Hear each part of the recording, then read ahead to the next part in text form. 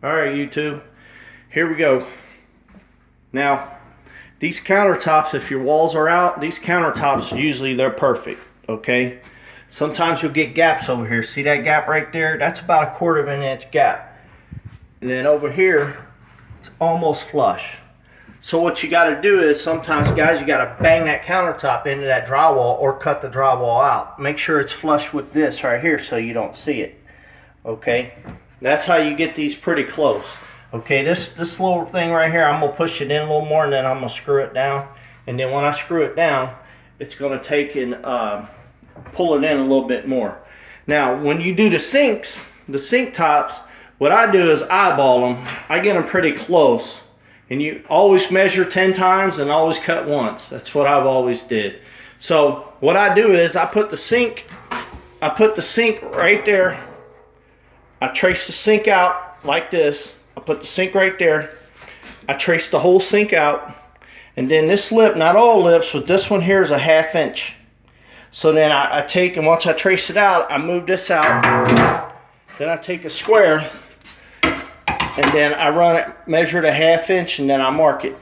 And then I cut it. Now, if these things are short, when you cut them, you want them to cut them short, but unfortunately on this one, guys, this one here came out perfect. Okay, then the next thing you want to do, these clips usually comes with the sink. Now, not all the time you're going to be able to just pop the countertop off and put the sink on. That's the best way to do it. Put these here clips right there, go in there, and then you screw them and they tighten up. They clamp onto the bottom of the countertop here. Okay, with all this stuff in the way, as long as the countertop comes off, which this one does, I'm going to go ahead and put the sink in before I put the countertop in permanently.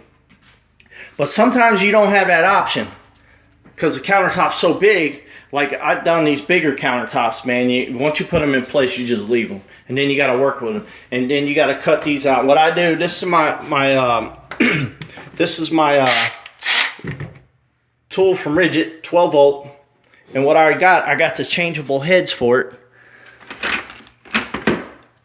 It's probably down in my van, but these heads come off, and this is an oscillator, it's a sawzall, it's a jigsaw. This tool is very handy. This is one of the best tools I've ever had right here. I love Ridgid tools, especially their 12 volt line. That's what I got.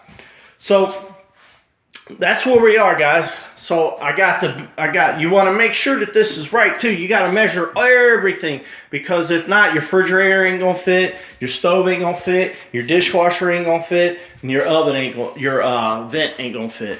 So this is where we at, guys. I got all the cabinets in, got them all set, and then if your cabinets here ain't level, you can shim them with shims, like I've done this one down here.